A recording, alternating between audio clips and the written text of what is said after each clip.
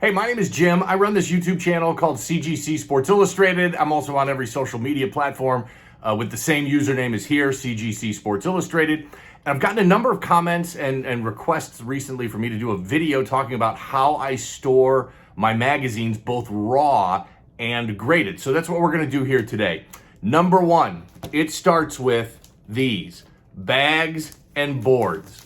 This is the board, this is the bag.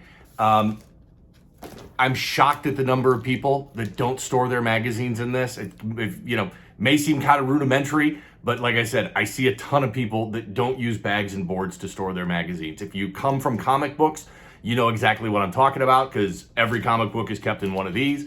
If you come from sports cards, think of this as like your penny sleeve. You wouldn't store your sports cards without putting them in a penny sleeve and or a top loader. So I will put links in the description of this video for all the stuff I talk about. Those aren't affiliate links. Go buy them if you want, don't if you don't. But at least that'll give you an idea of where you can get some of these sorts of things.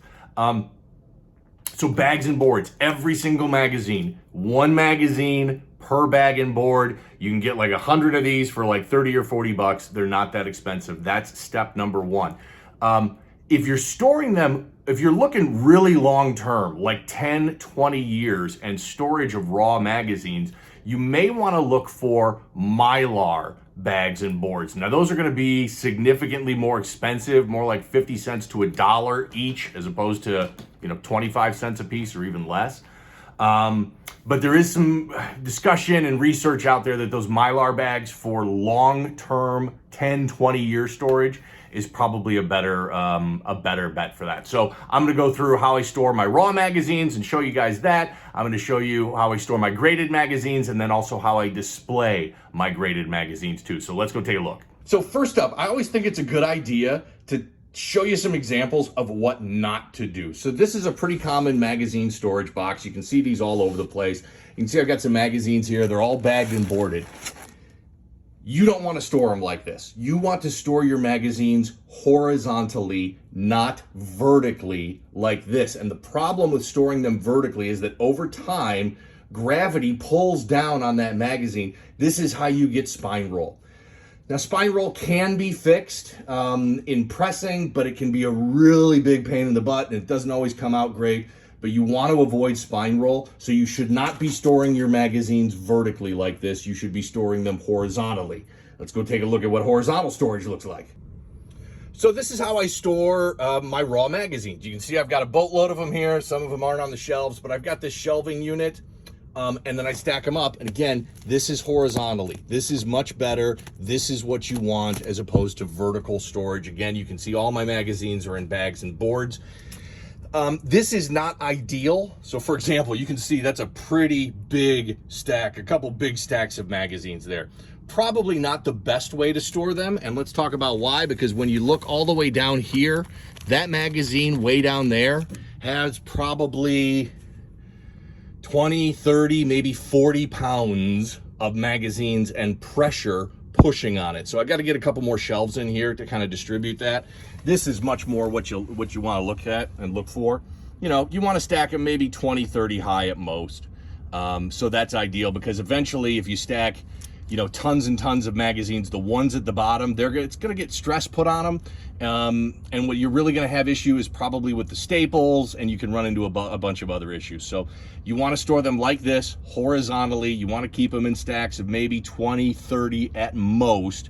And I just buy some shelving units and keep them here in my closet. By the way, this is a quick peep. That is an SI China issue. That's Ronaldo's first cover. I think it's from like 2007 from SI China. Ultra rare issue, impossible to find, and I was just lucky to come across one recently. So this is how I store my graded issues. So I bought these on Amazon. These are some soft-sided modular just boxes.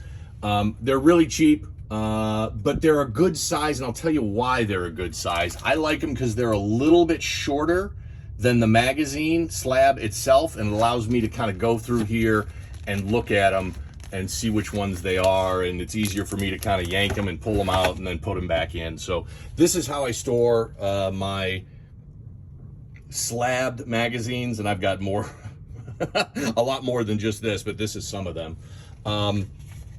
I like storing them like this on their side. You don't want to stack them. You know, we talked about how to stack raw magazines like this. You don't want to stack slabs like that. And again, it's because of the weight. These slabs, unfortunately, are pretty fragile. You know, you stack them, 10 or 20 slabs on top of each other. That one at the bottom is going to have a ton of weight put on it. So I like to stack them sideways, vertically like this. And again, I get these off of Amazon. Also, you want to make sure that all of your magazines are either in the bag that they come from CGC like this, or wrapped in what I use sometimes, and this one is a good example. This is a Life magazine sized bag, and you can see I've just sealed it. Not perfect, you got to use some tape to get it tight on the back, but either use the bags that they come in from CGC or these Life magazine sized bags for all of your magazines. Because again, these slabs, if you've sent some to CGC, or if you've got some, you know these slabs are fairly fragile, unfortunately, and they will scratch really easily. So really important to keep them inside of a bag, keep the plastic from touching another, slab's plastic. Okay, now let's talk about like some fancy display. So these right here are custom done by a company called Crafty Comics. And what I love about these, so this is if you've got a nice issue, you want to hang it up in your living room or in your office, put it on a shelf, put it on the wall.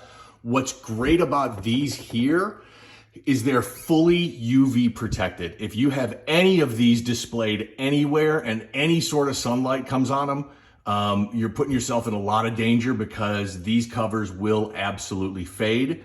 The CG slabs have zero UV protection.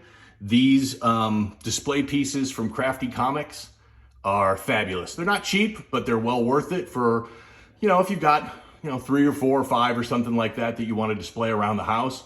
These are outstanding. Again, I'll have a link in the description of this video that talks about, where you can get these. But again, these look really nice. They display fabulous. And again, full UV protection on these. So that's how I store my raw issues. It's how I store my graded issues, and then how I display, a handful of the graded issues that I've got. The other thing that you want to keep in mind, and this is hugely important, and again, may seem obvious, but I see people that don't do it. You got to keep them in a climate controlled environment. And that goes for raw and slabbed issues. Those slabbed issues are not, 100% airtight. That is a breathable item, both the hard outer shell and the soft sealed inner plastic piece to it. Those are breathable. So you've got, don't keep them in your attic. Don't put them in your garage. Don't keep them in a storage unit, anything like that, especially raw issues. You can get bugs too. Certain types of bugs love to eat the paper in these old magazines. So definitely keep them in a climate controlled area. Ideally, you want a cool, dry place. You want something like a closet, someplace where you can keep them out of the light, someplace that's humidity controlled, and someplace that doesn't get too warm. If you do keep them in a basement, not the best place in the world. Make sure you got a really, really good dehumidifier, and then keep them up off the ground. A couple of feet would be my suggestion in case you have any flooding or water issues there. I hope this video was helpful for you. Again, if you've got additional questions, just drop a comment here on the YouTube video or shoot me a DM on social media.